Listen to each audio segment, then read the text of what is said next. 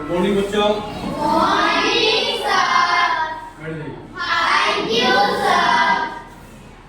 मेरा नाम बलराम है, आप लोग जानते हैं। और आज मैं आप लोग को एसएसटी पढ़ाने के लिए आया, ठीक है। एसएसटी के बारे में कुछ जानते हैं? सामाजिक विज्ञान जिसको हम लोग बोलते हैं, पर्यावरण और हम जिसको हम बोलते हैं। इसमें क्या क्या पढ़ते हैं आप लोग को पता है? चलिए कोई दिक्कत नहीं है, हम बता देते हैं। एसएसटी में आप लोग को 3 सब्जेक्ट आता है सामाजिक विज्ञान में। एक पहला हिस्ट्री, दूसरा ज्योग्राफी और तीसरा पॉलिटिकल साइंस जिसको सिविक्स बोलते हैं, ठीक है ना। ये सारे सब्जेक्ट को जो है ना एक जगह करके एसएसटी बनाया है, सम्मिलित इंटीग्रेटेड, ठीक है ना। इसको इंटीग्रेट कर दिया गया, सब सब्जेक्ट को एक जगह बांध दिया गया, जिसमें एक सब्जेक्ट आता है आपका क्या, ज्योग्राफी, जिसको हम लोग भूगोल भी बोलते हैं। और उस भूगोल के अंतर्गत एक टॉपिक आ रहा है आवर सोलर सिस्टम, हमारा सौरमंडल, ठीक है। तो आप लोग तारामंडल घूमे हैं कभी? तारामंडल कभी घूमे?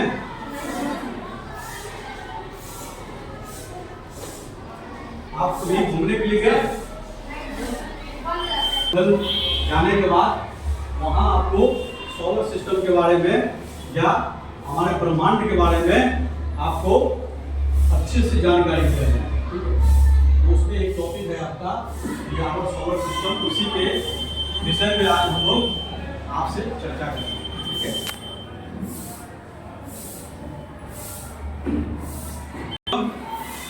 अब आप सारे लोग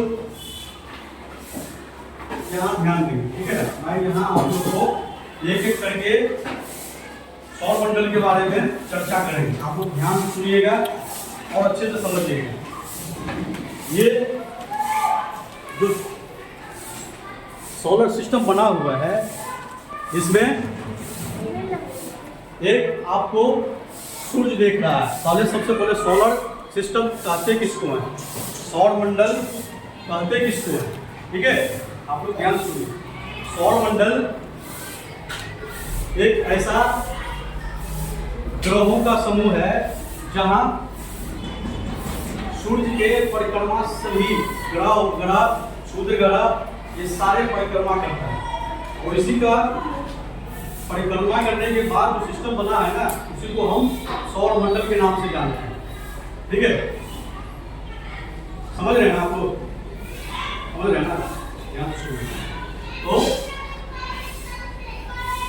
ये सोलर सिस्टम का मुखिया जो होता है वो सूर्य होता है, ठीक है। एक फैमिली है, सोलर सिस्टम क्या है, एक ग्रह उपग्रह तारों का झुंड है, एक फैमिली जिसमें सूर्य क्या है, उस परिवार का मुखिया है, ठीक है। मुखिया का जो है परिक्रमा ये सारे ग्रह उपग्रह लगाता है, ठीक है ना। तो ये सूर्य हम लोग जानते हैं कि सूर्य का परिक्रमा ग्रह कर रहा है 8 ग्रह, टोटल कितने ग्रह है? 8 ग्रहों का समूह है जो अपने अपने परिक्रमा पथ से सूर्य का परिक्रमा कर रहा है, ठीक है। जिसमें से पहला ग्रह है बुध, ठीक है, जिसको इंग्लिश में हम लोग मरकरी बोलते हैं, जो सूर्य के सबसे निकट का ग्रह है। सबसे निकट का ग्रह मरकरी, जिसको बुध बोलते हैं। ये सबसे छोटा ग्रह है और नजदीक सबसे नजदीक का ग्रह है कौन सा? मरकरी, बुध बोलते हैं। आपका शुक्र है, कौन सा? शुक्र, जो सूर्य के क्रमिक में सूर्य के बुध के बाद आता है, उसका दूसरा स्थान है। सूर्य से कौन सा स्थान पे है? दूसरा स्थान पे। कौन सा? शुक्र, वेनस जिसको बोलते हैं। इसका स्थान कौन सा है? दूसरा है। चमकीला ग्रह होता है। और पृथ्वी का जुड़वा भी इसको बोला जाता है, ठीक है ना। ये सबसे ज्यादा चमकीला ग्रह है। क्यों चमकता है पता है? ये क्यों चमकता है? इसलिए चमकता है क्यों सूर्य का ये ग्रहों के पास अपना कोई प्रकाश नहीं होता है, अपना प्रकाश ग्रह के पास नहीं है, इसलिए चमकता है प्रकाश के अपवर्तित के कारण। ठीक है ना? ये सूर्य का प्रकाश पड़ता है, वो रिफ्लेक्ट होता है, वो रिफ्लेक्शन जो है ना आप लोग को चमकता है, सूर्य इसका प्रकाश जो है ना वो चमकता है, जिसके कारण इसको चमकीला ग्रह भी बोला जाता है। उसके बाद हमारा तीसरे स्थान पे हमारा ग्रह मतलब हमारा पृथ्वी आता है। और पृथ्वी कितना सुंदर है आप लोगों को पता है? ठीक है ना? हर तरफ क्या है? हरियाली है ना, पानी। ये एक ऐसा ग्रह है जहाँ जीवन जीना संभव है। एक ऐसा ग्रह है पृथ्वी जहाँ जीवन जीना क्या है? संभव है। एक पृथ्वी जहाँ हम लोग रहते हैं उसको क्या बोलते हैं? और इसमें जो नीला क्या बोलते हैं उसका कलर देखो, नीला और हरा दिख रहा है ना, ये इसके पीछे क्या कारण है? नीला पानी ये नीला इसलिए पृथ्वी नीला है, पृथ्वी नीला है नहीं है, लेकिन दिखता क्यों है नीला? क्योंकि जब हम स्पेस से या ऊपर से जब हम अपने पृथ्वी को देखते हैं ना तो पानी का कोई रंग होता है? पानी का कोई रंग नहीं होता, लेकिन आकाश क्या है? आकाश हमारा क्या है? नीला है। और इसी नीला रंग के कारण जब ऊपर से हम देखते हैं अपने पृथ्वी को, सुंदर पृथ्वी को, वही रंग हमको नीला दिखाई देता है। अब उसके बाद देखिए चौथा स्थान पे आ रहा है हमारा मंगल ग्रह। ठीक है? मंगल ग्रह। और मंगल ग्रह का स्थान है सूर्य के बाद कौन सा? चौथा। और पृथ्वी के बाद पहला स्थान है ना? ये ग्रह भी हमारे सूर्य का परिक्रमा लगाता है। ठीक है? पृथ्वी सूर्य का परिक्रमा करता है। ये परिक्रमा कितने दिनों में पूरा कर लेता है? 365 दिन। क्या? 365 दिन में अपना पूरा परिक्रमा पूरा कर लेता है। ठीक है? 365 दिन। लेकिन इसमें एक क्वेश्चन आपसे पूछ रहा है, लीप ईयर के बारे में सुने ना? लीप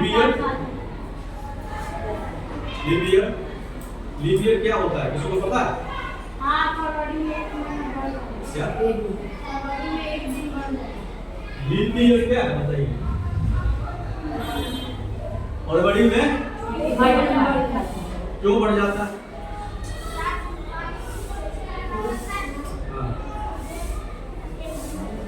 क्या बोला तुम?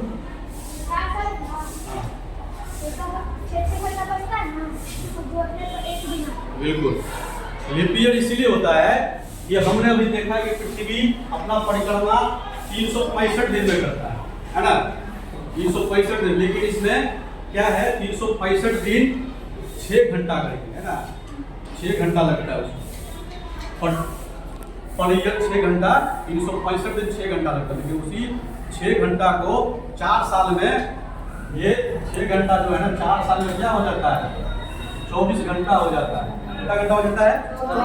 24 घंटा। और यही 24 घंटा एक दिन में परिवर्तित हो जाता है, जिसको लीप ईयर में जाके काउंट होता है 366 दिन ना? 366। प्रत्येक 4 साल बाद लीप ईयर आता है, जिसको लीप ईयर बोलते हैं। इसके पीछे कारण क्या वो लोग समझ गए? समझे ना? 366 दिन लगता है, एक 24 घंटा, 6 घंटा करके आपको 4 साल में काउंट होता है। 24 घंटे के बराबर होता है। और हम लोग जानते हैं कि 24 घंटा एक दिन के बराबर होता है।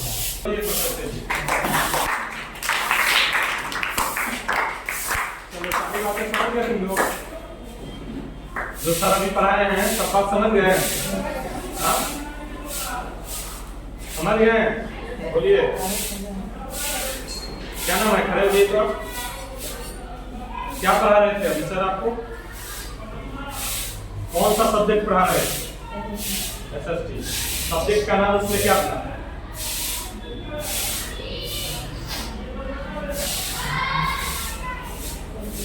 सब्जेक्ट का विषय का नाम क्या था? परीक्षा में आएगा तो कैसे पहचानिएगा कि कौन विषय का क्वेश्चन है? नहीं पता है ना, सर से पूछना चाहिए ना। तुमने कि कौन बताएगा जी कौन सा विषय चल रहा था? चलो बता दो तू। हाँ, तो विषय क्या था? किस विषय की पार्ट है? SST में किस विषय की पार्ट है? SST में पहले कौन कौन सब्जेक्ट आता है? इसको पता है? हाँ, ये क्या चल रहा था अभी? और भी पार्ट आता है, हिस्ट्री भी आता है, इकोनॉमिक्स भी आता है, ठीक है ना। तो इसमें क्या सब पढ़ा रहे हैं उसको पहले ध्यान रखना है, ठीक है ना। तो भूगोल चल रहा था। भूगोल में जो आपका कंटेंट सर जो पढ़ा रहे थे वो क्या था? हमारा सौर मंडल, यानी सर सोलर सिस्टम, उसका नाम क्या बोले थे? सोलर सिस्टम के बारे में। सोलर सिस्टम क्या होता है कौन बताएगा? अभी सर आपको बहुत अच्छे से पता है, बताएं सोलर सिस्टम क्या होता है? ग्रहों का समूह, ठीक है। चलो बैठिए, आप बताइएगा क्या नाम है आपका? हाँ, सबसे चमकीला ग्रह किसको बोला जाता है? देख के ही बताइए, पढ़ के बताइए। नहीं पता चल रहा है, सुने हैं ना? कौन बताएगा इधर से पहले? हाँ जी बताओ। शुक्र। चलो क्लैपिंग करो इसके लिए जी। तुम्हारे ही फ्रेंड तुम्हारे ही क्लास में बैठे हुए हैं, लेकिन तुम ही लोग को नहीं पता है कि तुम्हारे ही फ्रेंड कुछ बता दे रहे हैं, तो यानी ध्यान उनकी यहाँ पे रह रही है। इतने अच्छे से सर ने बताया कि सबसे चमकीला ग्रह किसको बोला जाता है? तो ये तुमको हमेशा पढ़ना है। नौकरी की भी तैयारी करोगे, एग्जाम की तैयारी करोगे, तो वहां पे जीके एंड जीएस में एक क्वेश्चन पूछा जाता है कि सबसे चमकीला। अगर नहीं समझ में आए तो रात में क्या करना, तुम लोग 3 बजे उठते हो, 3 बजे 2 बजे उठ के देखना आसमान में, ठीक ना, वो चमकते रहेगा, यानी सूर्य के ये नजदीक ग्रह बोला जाता है। सूर्य के आसपास ही जो चांद होते हैं ना रात में, उन्हीं के देखना थोड़ा सा डिस्टेंस पे ये रहते हैं और पूरा लाइटेड होते हैं, इसीलिए इसको बोला जाता है क्या? चमकीला ग्रह। सबसे नजदीक ग्रह किसको बोलते हैं? सबसे नजदीक का ग्रह, हाँ बताओ, बताओ। बुध को। चलो क्लैपिंग करो जी इसके लिए। यही सब इसमें सोलर सिस्टम में पढ़ना है कि सबसे नजदीक ग्रह कौन है, सबसे दूर ग्रह कौन है, उस ग्रहों का कार्य क्या है, ठीक है ना। हमारा जो दिन और रात होता है किसके कारण होता है? यानी पृथ्वी का भी कॉन्सेप्ट सब आपको बता रहे थे, नीला और हरा रंग का, यानी ज्यादा दूरी से किसी चीज को देखा जाता है तो पानी के समान नीला ही दिखाई देता है। जैसे आसमान हमारा क्या होता है? नीला दिखाई देता है। तभी ना हमारे देखते हो